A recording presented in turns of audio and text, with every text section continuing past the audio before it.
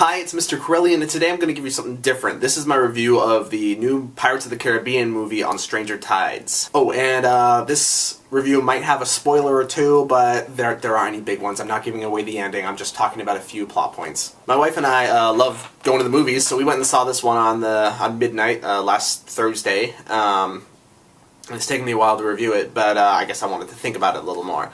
And the more I think about it, the more I realize that I really liked this movie. I enjoyed it a lot. Unlike the second or third movies where they're kind of weighty and big and grand and I'm not always in the mood to watch that, this is like just a fun swashbuckling adventure, a lot like the first movie, that I can see wanting to watch all the time. I mean, I'm sure lots of people compare this one to the first one because this movie is a cohesive whole. It's not part of a trilogy like Dead Man's Chest or At World's End. So this has a nice beginning, middle, and end. It's a pretty simple plot, actually. You know, we know from at the end of At World's End that the next movie was going to be about Jack going after the Fountain of Youth, and indeed that's what this movie is about. It's basically a fetch quest. You know, right near the beginning of the film, we're laid out all the preconditions to get to this goal at the end, the Fountain of Youth, and the rest of the film is, you know, just knocking off each condition one by one. What's the next thing to get? Where's the next place to go? Etc. You know, it's something that's been done before, but it's because it really works for an adventure movie. And then, of course, a fetch quest wouldn't be good enough if that was all it was. This is also a race because there are multiple parties involved. I mean, it makes sense that if the Fountain of Youth were to actually exist, many people would want to get to it. Now, Jack's role in this movie is a little different than the first trilogy, in my opinion. Although he's still our protagonist, the story really isn't his. He's just kind of along for the ride. There's a conversation very early in the movie where Jack is talking to Gibbs, and he basically says that he has given up on trying to find the Fountain of Youth. And although he is with everybody trying to get to the fountain for the rest of the movie, it really doesn't seem like, you know, it's Jack's personal goal to get there, that he really wants to. He's just in this movie because, you know, he got swept away with the adventure. Well, actually, he didn't get swept away, he kind of got tricked into the adventure by Angelica. Now, Angelica's a great character, basically because she's the female version of Jack. She's a lot like Keira Knightley in the third Pirates movie, where she's definitely a good guy, but she will double-cross you if it means that she can attain her own goals. And, like Elizabeth Swann, her goals are not selfish, they can be perfectly selfless, but she can still be a little backstabber to get it. And who else acts exactly like that? Jack Sparrow. You know, outwitting each other, outfighting, out-scheming, there really are two peas in a pod. I foresee that in future movies, if she stays in it as a character, it's gonna be really great to see them butt heads. But there were plenty of other awesome characters in this movie as well. Barbossa played a much stronger role in this movie. He is definitely a star, much more interesting, a lot more character to him, and, you know, he's rising as maybe he's now my new favorite character from Pirates, just because he takes such command in this movie and really feels like a major contender in the world of Pirates of the Caribbean. You know, he's no longer Jack's first mate, you know, the pirate that's almost as cool as Jack. Now they really are just two separate captains, you know, equally cool but for different reasons. And his new peg leg is pretty cool too. There's a new character named Philip, who is basically the heart of the main emotional story of the movie. He has this romance that I'm not going to go into too much because I don't want to spoil anything. He's not the most interesting guy, but he serves the story well, and it really does help the audience get emotionally involved in what otherwise would just be a fun, gung-ho movie. And then finally, there's Blackbeard, who I was really interested to see how he'd do. And I have mixed feelings about the Blackbeard character. I mean, he was great in that he was, like, thoroughly evil. I mean, you wanted to hate this guy, but at the same time, you kind of love him. He had a really big presence on screen and was one scary dude, and his entrance was great in the movie, by the way.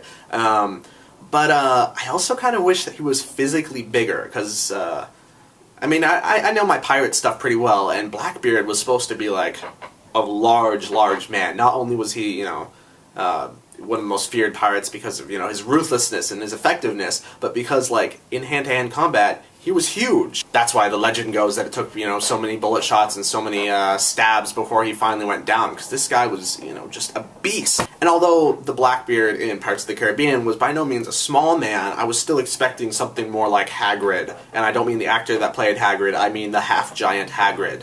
And he had a good beard, but it also wasn't quite as big as I thought, you know, Blackbeard should be. I thought this should be like a big, prominent thing. And I didn't catch the Blackbeard's, you know, smoking on fire beard. I know that's, you know, in the stories, that's like Blackbeard's signature thing, but I didn't see it anywhere in the movie. It's possible that I missed it, but I don't think I did. But he's still really cool, and even though I said, you know, he's super evil, that's just really, he's just a worthy villain for this movie. And his character is ambiguous enough that he keeps you guessing the whole movie, and you're really not sure how he's going to act at certain points in the movie. One thing that I really like about him, though, is that he's very involved in supernatural stuff. And it's not just that he's superstitious, it's almost like he's a collector of supernatural objects and trinkets and etc. Of course, in the first three movies, we had the cursed pirate crew and the cursed treasure. We had Captain Jack's magical compass, and we had, let's see, what else was there? Oh, of course, Davy Jones, a supernatural being in and of himself, and his supernatural ship to go with it.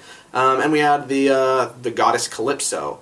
So there was definitely, you know, there was a supernatural presence in the first three movies, but this one took it up a big notch. They were just kind of tossed in there nonchalantly, like, yeah, Blackbeard has a voodoo doll and a guy that can see the future and, you know, magical equipment. And I thought it was sort of important, you know, to so effortlessly just weave magic into the movie, because then there's this gag later on in the movie, about maybe 2/3 through, where a skeleton turns to Jack in response to something.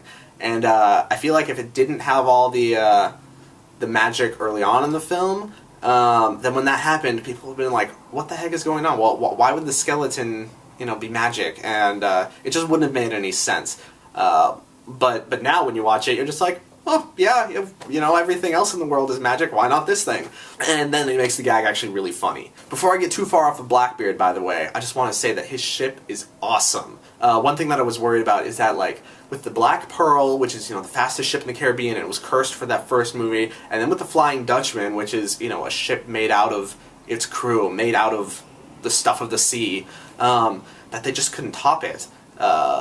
But Blackbeard's ship, the Queen Anne's Revenge, I think it was called, is just awesome. It's epic. It would give the Flying Dutchman a run for its money, and the Black Pearl, it's a really cool ship. And it gives me a similar sense to how I said Barbossa just feels like a contender in the pirate world, that there's more out there than what we see in the movies, that there are other contenders and other awesome ships just waiting to be seen.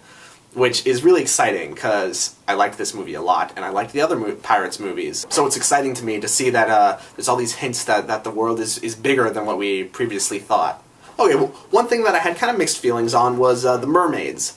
There was basically a big action scene surrounding them, and I thought it was really cool at first how they were played as just eerie and mysterious, and you didn't know what to think of them. And then the first mermaid comes, and it's all quiet, and, you know, she seems pretty and beautiful, and she sings, and you knew that something bad was going to happen.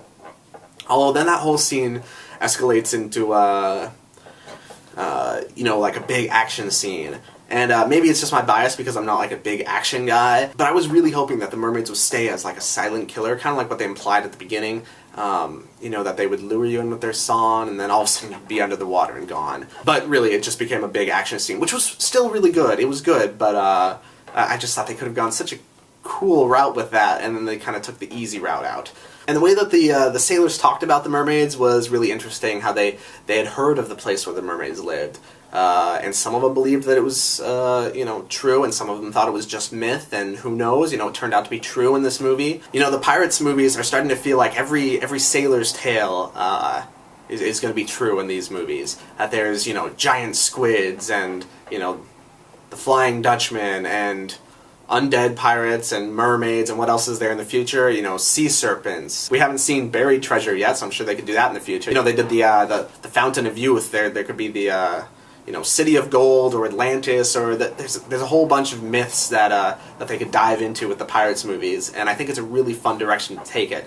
And really, this movie just feels like one adventure in a lifetime of many adventures. It's making me start to think that the Pirates franchise could be very big, like James Bond. That they'll all have, you know, some recurring characters. You know, maybe they'll have the same romantic interest in a few of them, but you know they're all going to have Jack Sparrow, just like James Bond. You know they're all going to have James Bond. But it really feels like every movie from here on, they can just keep going with self-contained movies that are each going to be just as fun as the last. So anyways, I loved this movie. I thought it was great. I would recommend seeing it. But more than just loving this movie, I love the doors that it opens for more Pirates movies to come. And I can't wait. Alright, thanks for watching.